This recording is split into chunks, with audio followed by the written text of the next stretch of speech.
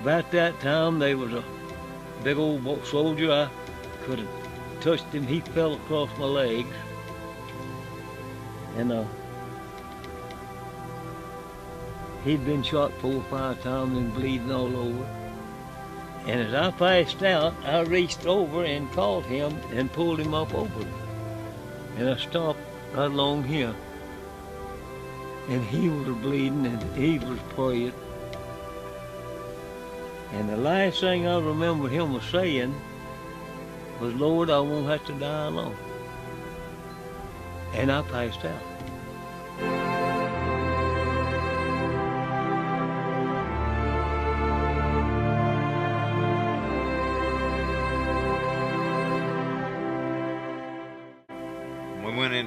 As soon as we went into Kuwait, I was in the second. It's an Amtrak's what we called it. It's Armored Personnel Carrier. I don't know what its actual designation is, but it's designed to hold about 12. The Marines stick about 20, cram about 20 in there. So we were the second Amtrak to go across the line. And as soon as we go across the line, we started taking fire, small arms fire, like AK-47s, that kind of stuff. And then your immediate action drills for that is they stop, because that's a thin-skinned vehicle. The gas tank's on the sides. So our pack's on the outside, but they ain't gonna stop a bullet. If they hit it enough, then that bullet's gonna hit the gas tank, blow the whole thing up. So your immediate action is they stop and they lower the ramp, and you set up in a semicircle around it. So we start taking small arms fire. We stop, get out. When we get out, then they start hitting us with mortars. So, there's mortars going off 10, 20 feet away. Had a few casualties during that. Nobody in my unit was killed the entire time. I had several pretty bad casualties.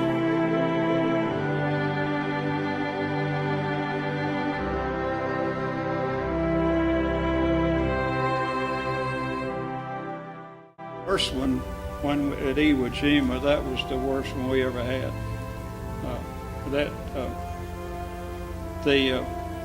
I went in the second day on Iwo Jima, and we were getting ready to get down the rope ladder into these boats, and we had one boy, was Corporal Petticord from Maryland. He was our barber, and he's also a gun crewman. And we were all on deck, not any further than you two men. And 3 of them men got their guts just blowed out right there in front of us on that ship. Japanese hit it with when they was firing at us. And we were off the coast pretty much. And they took them 3 bodies, wrapped them in shelter halves and the baskets that they bury them at sea, and had a little memorial service and buried them 3 men right there at sea. And that's when, 19 years old, and that's when it breaks your heart. Then you had to just pick up the pieces and forget about them and go on. So then we got aboard a boat eventually and started into Iwo Jima, and the Japanese firing at you with mortars and machine guns, just continuously till you got into the beach. And then you seen that one picture where we were all in there trying to move up on the beach together. And our vehicles were all getting stalled because it was a volcano ash. No, they couldn't move. By the way, I got some of that at home in a little jar. I told my family, when I die, before they close the vault, I want them to sprinkle that over me. I want to be buried like my comrades did, in that ash.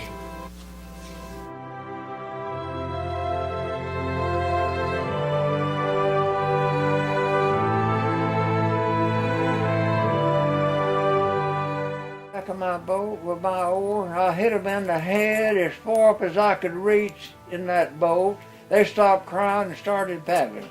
But time I got across the river, my buddy landed the boat. He said, "Patton, help me," and they killed him. I found myself in the Rhine River, over my head in the water, all my equipment gone. Finally crawled out to a little sandy beachhead. By then, everybody, of the 18, all of them were killed but 3 of us. Soon as I got in a little sandy beach there, a hand grenade came down. The German hand grenades had a long wooden handle, looked like a can of soup. It went off. I had time to pull my helmet over my left ear. It went off about a foot from my left shoulder. I was laying there with 52 pieces of German shrapnel in me, trying to stay alive. My helmet lighter always cracks. The helmet lighter went through my skull. I was covered in blood.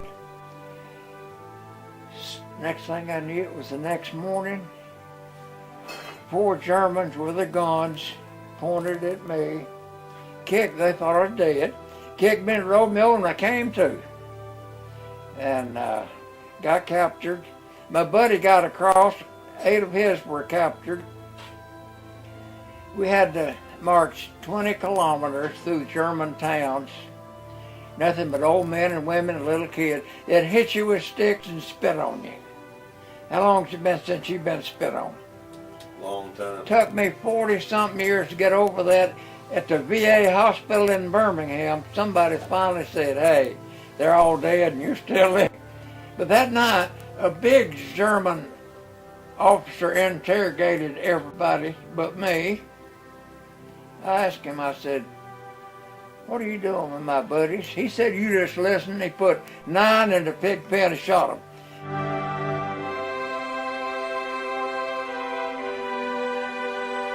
My generation didn't suspect that there'd be people that would turn against our country. Some didn't want to go to war. I guess we all didn't really want to go to war, but you either volunteered or you got drafted and you became a unit. You became a band of brothers. You became what it took to whip an enemy. It took us 4 years to whip the enemy, but we kept after it, and everybody had their part.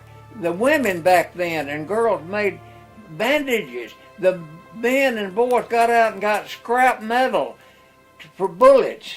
Everybody participated. I'm not sure nowadays that we have the heart to stick with it until the enemy is defeated. It bothers me.